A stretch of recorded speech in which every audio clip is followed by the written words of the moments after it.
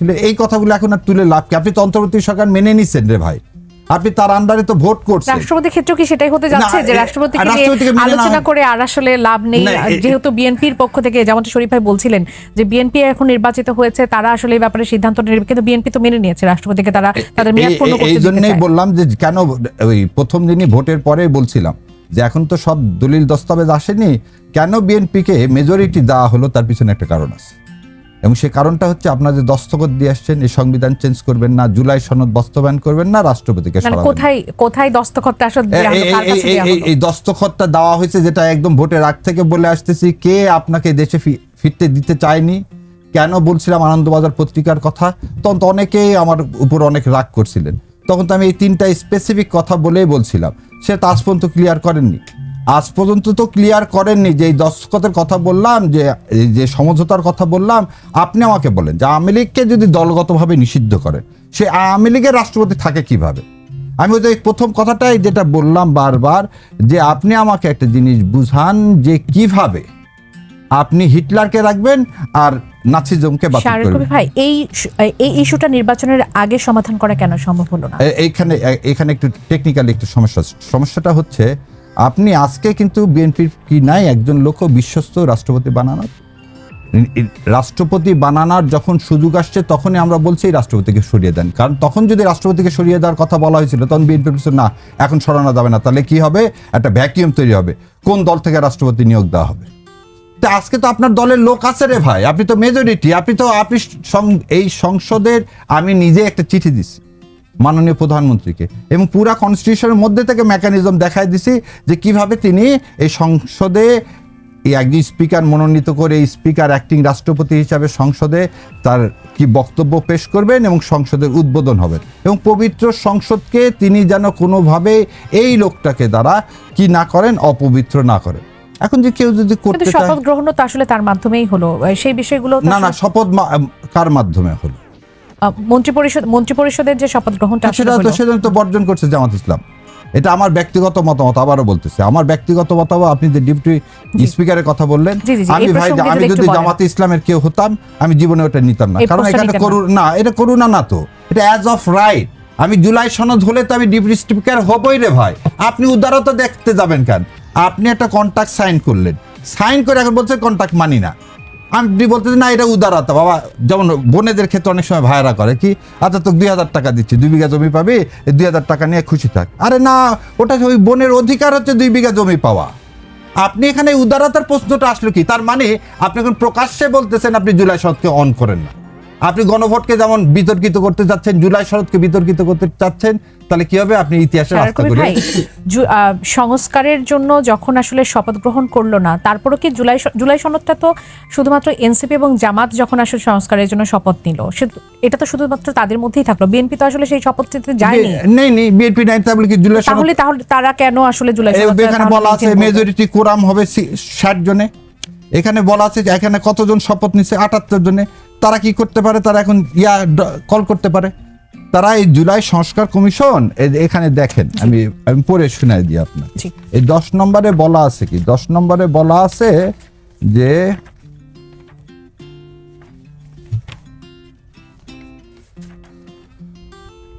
দেখেন যে 10-এ বলা আছে কি 60 জনে হবে কোরাম এবং সংখ্যাগরিষ্ঠ ভোটে হচ্ছে পাস হবে। সেটা করতে যাচ্ছে জামাত ইসলাম। আমি বললাম যে আমি তো জামাত ইসলামের পার্লামেন্ট মেম্বার না। পার্লামেন্ট মেম্বারদের উচিত কি? পার্লামেন্ট মেম্বারদের উচিত এখন, যেহেতু তারা সংখ্যাগরিষ্ঠ, এই যে বলছে সংসদ নির্বাচনের ফল ঘোষিত হইবার 30 পঞ্জিকা দিবসের মধ্যে যে পদ্ধতিতে জাতীয় সংসদের প্রতিবেদন আহ্বান করা হইবে, অনুরূপ পদ্ধতিতে পরিষদের প্রথম অধিবেশন আহ্বান করা হইবে। তাহলে রাষ্ট্রপতি তার শপথের ভঙ্গ করলেন, তিনি একটা ডাকলেন আর একটা ডাকলেন না। দ্বিতীয় কি বলছে? পরিষদ কার্যকর পরিচালনা ন্যূনতম 60 জন পরিষদ সদস্যের উপস্থিতি প্রয়োজন হবে। এখানে তো কতজন আছেন? তাহলে তো মিলেই তো আসলে করতে পারে, বিএনপি না করলে কোনো অসুবিধা নেই। আপনি নিজের ব্যক্তিগত, এটা আমার ব্যক্তিগত অভিমত, এখানে যে আইনে আছে তাই। এখন যে আইন যদি ওনারা না মানেন, ওনাদেরকে বসতে না দেন, ওনাদেরকে যদি অধিবেশন না দেখেন, তাহলে ফয়সালা তো রাস্তা ছাড়া আর কিছু নেই। আপনার কাছে কি মনে হচ্ছে জামাত কি সেটা করবে? অধিবেশনকে তাই ডাকা উচিত, আইনে তো তাই বলা আছে, তাই না ডাকলে কি করবে? শরীফ ভাই এই ব্যাপারে কিছু বলতে চাইবেন কিনা? আমার খুব বেশি বলার নাই, তিনি একজন আইনজীবী মানুষ, তিনি ব্যাখ্যা দিচ্ছেন তার মতো করে। আমারও কতগুলো প্রশ্ন আছে, যে প্রশ্নগুলোর উত্তর নেই।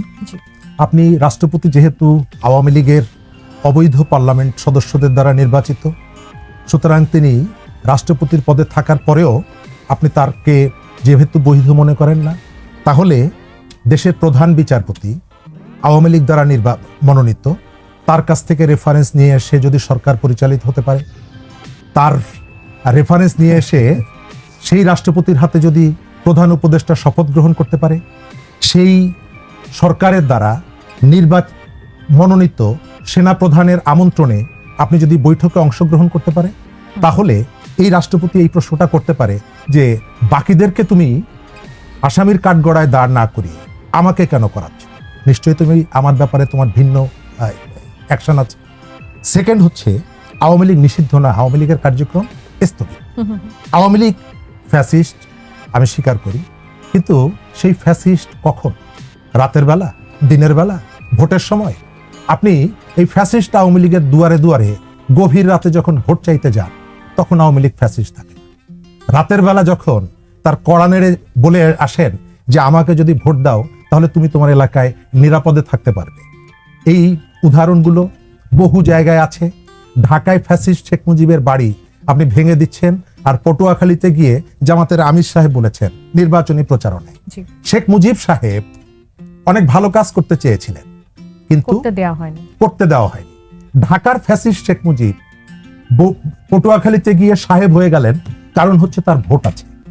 ভোটের আগে ফ্যাসিস্ট, ভোটের দিন বন্ধু, এই যে দ্বিচারিতা, এই দ্বিচারিতার কারণে আমাদের রাজনীতিতে যে গুণগত পরিবর্তনের সুযোগটা ছিল, সেই সুযোগটা আপনি কাজে লাগাতে পারেননি।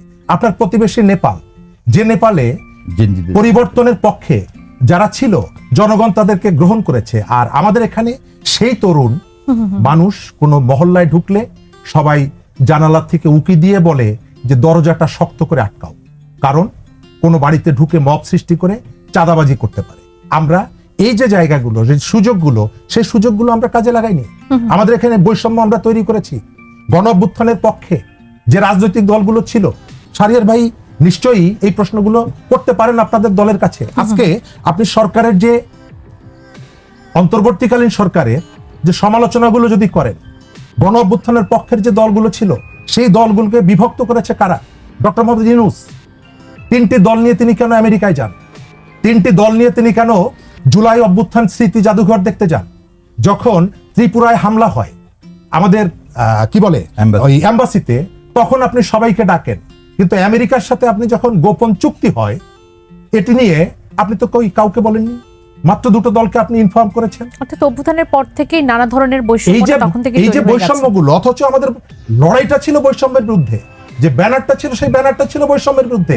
কিন্তু এই যে বৈষম্যগুলো, খলিলুর রহমান আলোচনা এসেছে, আমরা সেই প্রথম দিন থেকে খলিলুর রহমানের সমালোচনা করেছি, আপনারা তো করেননি। আপনাদের কাছে ডক্টর ইউনূসের সাথে থাকা খলিলুর রহমান ভালো ছিল, কিন্তু তারেক রহমানের সাথে খলিলুর রহমান ভালো লাগছে না। ইউনূসের খলিল ভালো, তারেকের খলিল ভালো না। কেন?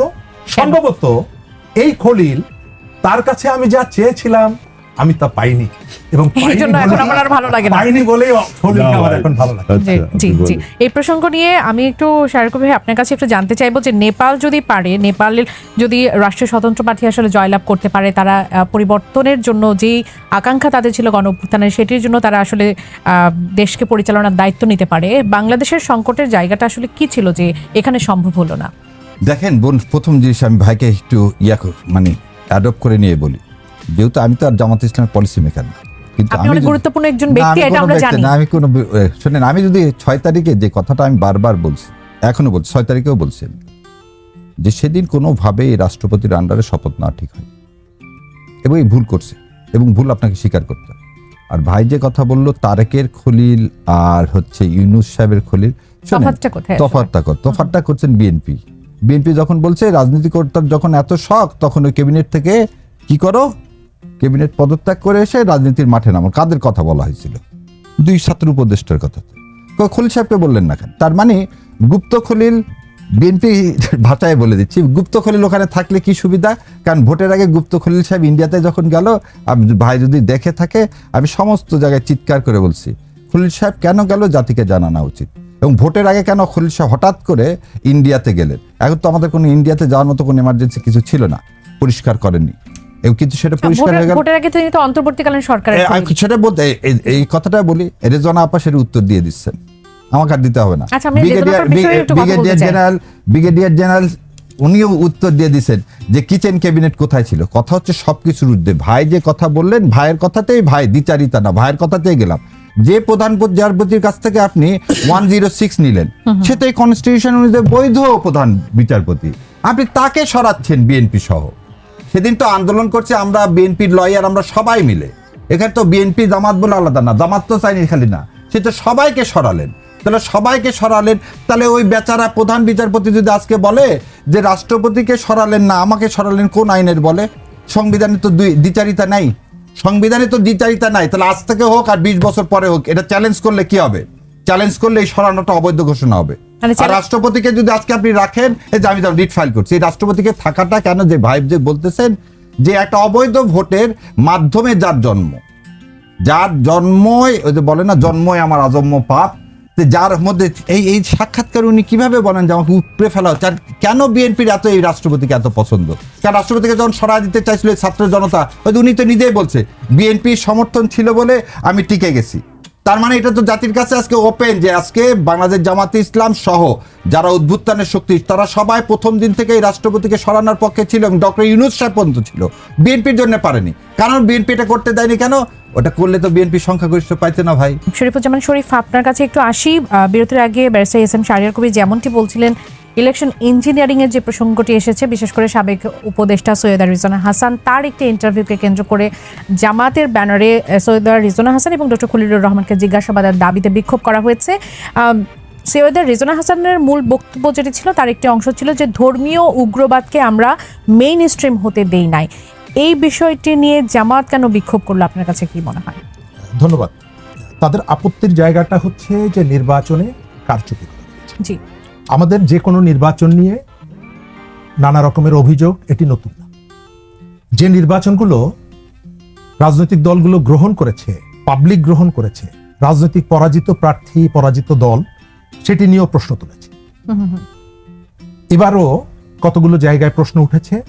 একেবারে নির্বাচন যে শতভাগ ফেয়ার হয়েছে আমি এটা মনে করি। কিন্তু নির্বাচনের পরপরই সবগুলো দল কিন্তু নির্বাচনের ফলাফল থেকে শুরু করে সবকিছু মেনে নিয়েছে। আমি ওই জায়গাটায় আসছি এবং এখন এই প্রশ্নগুলো উঠছে। আমার বাসা যেখানে, ওই আসন থেকে জামাতের আমির, তিনি এমপি নির্বাচিত হয়েছে, সেখানেও কতগুলো প্রশ্ন আছে। নাহিদ ইসলামের জায়গায় প্রশ্ন আছে, বিএনপিরও কোনো কোনো প্রার্থীর জায়গায় প্রশ্ন আছে। এবার আমি আছে বিভিন্ন জায়গায় আছে। আমি আপনাকে জিজ্ঞেস করি, নির্বাচনটা কন্ডাক্ট করেছে কে? Election commission. সৈয়দা রিজওয়ানা হাসান অথবা খলিলুর রহমান, তারা দুজন মন্ত্রী ছিলেন। আচ্ছা, এত বড় একটা নির্বাচন, কেবলমাত্র দুজন মন্ত্রী পুরো নির্বাচনটাকে ওলটপালট করে দিলেন, সরকারের আর কেউ জানলো না। আমার প্রশ্নের জায়গাটা ওই জায়গাটা। ডক্টর ইউনূসকে এটি জানতেন? ইলেকশন কমিশন, যে ইলেকশন কমিশন নির্বাচনটা কন্ডাক্ট করলো, তাকে সহযোগিতা করলো সিভিল ব্যুরোক্রেসি, তাকে সহযোগিতা করলো সেনাবাহিনী। আপনি কারো কথা বলছেন না, আপনি কেবল সৈয়দা রিজওয়ানা হাসান এবং খলিলুর রহমানের কথা কেন বলছেন? একটা বাস দুর্ঘটনায় পড়ার পরে আপনি কেবলমাত্র বলছেন কন্ডাক্টরের জন্য বা হেল্পারের জন্য দুর্ঘটনা ঘটেছে। একটা বাস কখনো দুর্ঘটনা ঘটে হেল্পারের জন্য না, প্রথম দুর্ঘটনায় পড়ে তার চালকের অদক্ষতা বা খামখেয়ালিপনার কারণে। আপনি অন্য কারো নাম বলছেন না, কারণ একজন উপদেষ্টা বা দুইজন উপদেষ্টা তিনি কিভাবে এখানে আপনাকে হারিয়ে দিয়েছেন। তিনি কি ফলাফল নির্বাচন কমিশনে বসেছিলেন? তিনি কি রিটার্নিং অফিসারদেরকে টেলিফোন করেছেন? এই তথ্যগুলো আপনি না দিয়ে সৈয়দা রিজওয়ানা হাসান যেটি বলছেন যে আমার একটা বক্তব্যকে এটিকে কাট করে প্রয়োজন মতো এটি ব্যবহার করা হচ্ছে, আমি তার বক্তব্যের সাথে একমত। আপনি যদি অভিযোগ করেন যে নির্বাচনে কারচুপি হয়েছে, আপনাকে সেটি বলতে হবে। আপনি রিজওয়ানা হাসানের ছবি রাস্তায় রেখে, খলিলুর রহমানের পোস্টার রাস্তায় রেখে তার উপরে জুতা মারছেন, এই অধিকার আপনার আছে এবং এই হেরিটেজটাও আপনার আছে, এই ঐতিহ্যটাও আপনার আছে। এর আগেও এই ধরনের ঘটনাগুলো আমরা দেখেছি।